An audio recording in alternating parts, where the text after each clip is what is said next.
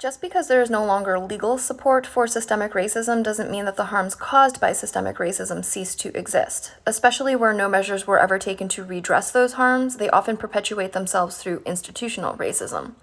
Redlining is a really good example. Redlining is no longer legal, but because of the harm that it caused in terms of resource gap and segregation,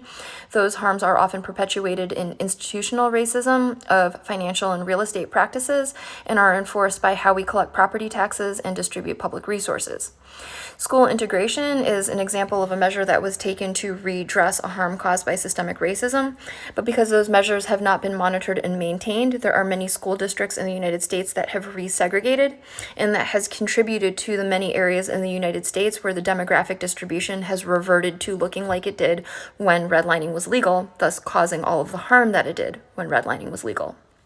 This comment is also an example of why I ask that people specify Black, Brown, Indigenous, and other people of color, because all of those groups have experienced systemic racism, but in drastically different ways, and grouping us all together as minorities gaslights our different experiences.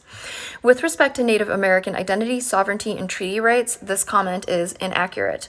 With respect to Black Americans, if reparations had been paid when they were due, and if Jim Crow had never happened, maybe just now, 160 years after the Civil War, we could begin to have this conversation. But after 500 years of systemic racism and less than 60 years of legal equality, during which very little was done to undo the harm caused by the 500 years of systemic racism, this comment is gaslighting. Which leads me to ask, who are the minorities that you feel have a higher chance of success in the United States than white people?